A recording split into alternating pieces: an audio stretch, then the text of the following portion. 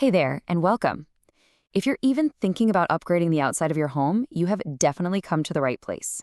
Today, we are going to break down absolutely everything you need to know about choosing, installing, and of course, maintaining a brand new masonry sidewalk. So let's just dive right in. I just love this quote because it's more than just a clever saying. It's kind of literally true when it comes to your home. That pathway leading right up to your front door, that sidewalk, is a foundational piece of your property's success. Getting it right can make all the difference in the world. So, why are we focusing so much on a sidewalk? Well, because a professionally built masonry sidewalk isn't just a way to get from your car to your door. Nope, it is a major feature. We're talking long-lasting durability and a serious boost to your home's curb appeal and, ultimately, its property value. All right, so that brings us to your first big decision, and it's a fun one. What is your new sidewalk actually going to be made of? Believe me, the material you choose really sets the tone for the entire project. Okay, so it really boils down to three main contenders. You've got classic brick, beautiful natural stone, and modern concrete. And of course, there are options within those, right? You could have rustic flagstone or more uniform pavers for stone. You can even get decorative, stamped, or colored concrete. Lots to think about. And this chart, it just lays out the trade-offs perfectly. Concrete is going to be your most budget-friendly choice, but you have to know it can be prone to cracking over time. Then you've got brick, which gives you that timeless, elegant look and is super simple to repair one brick at a time, but it does cost more upfront.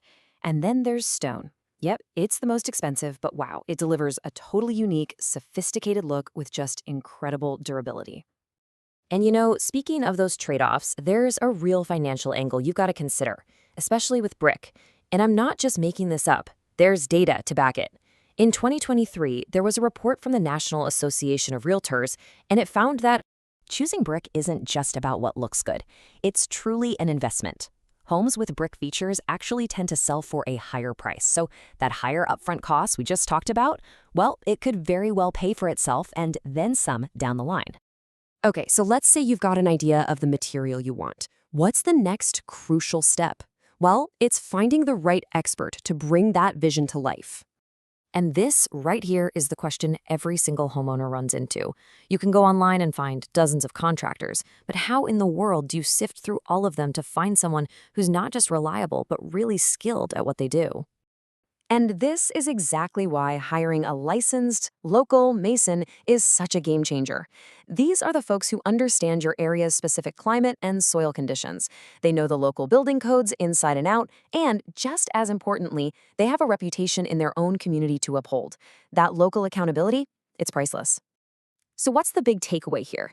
You've got to do your homework. Before you even think about hiring someone, please follow these 3 steps. First, make sure they are properly licensed and insured. That's for your protection. Second, ask them about their warranty policy. And third, take a good look at their past work and read reviews from other homeowners. All right, let's get to the topic I know is on everyone's mind, the money, the budget. How much should you really expect a project like this to set you back? So as a really rough baseline, you're probably looking at a range of about $15 to $45 per square foot for a new masonry sidewalk. But of course, that number can swing quite a bit depending on a few key factors. So as you can see, your materials are the biggest slice of the pie, right around 40%. But look at labor, it's right behind it. The complexity of the design and the condition of the job site will have a huge impact on that labor cost. Then, the size of the project and any prep work or permits make up the rest. So, how do you avoid those nasty budget surprises? It's all about preparation. The more detail you can give a contractor about exactly what you want, the better. Any reputable pro will then come out, do their own thorough site assessment, and give you a detailed, written estimate that breaks down every single cost. Okay, picture this. Your brand new, beautiful sidewalk is finally installed. It looks amazing. The job is done, right? Well, now the question is, how do you make sure it stays looking that good for decades to come? The secret, my friends, is proactive maintenance. Think of these as the 4 main villains trying to ruin your perfect sidewalk. Over time, you might see cracking, maybe from frost. You might see some settling if the base wasn't perfect. There's general wear from the weather, and of course, those pesky weeds always trying to push their way through the joints. But here's the good news. Fighting back is actually pretty simple. Just regularly sweeping or hosing it down, applying a protective sealant every few years, and pulling weeds as soon as you spot them will do wonders. It's also really smart to check the joints for any small cracks, And try to avoid harsh de-icing salts in the winter, which can really eat away at the masonry. Okay, but what happens if you do find some damage? When do you repair and when do you replace? Well, here's a really simple rule of thumb to follow. If the issues are minor, we're talking a few small cracks or one slightly uneven paver, a repair is usually all you need.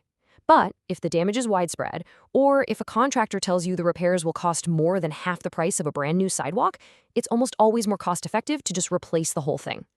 All right, so let's just quickly recap the big takeaways from all this, shall we? First, your choice. Brick, stone, or concrete is a huge decision that impacts both how your home looks and what it's worth.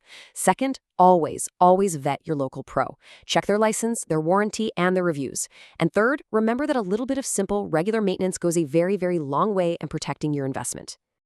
At the end of the day, that path to your front door, it really is the first impression your home makes on every single person who visits. It's like a handshake that says, welcome. So the real question to ask yourself is, what do you want that first handshake to say about your home?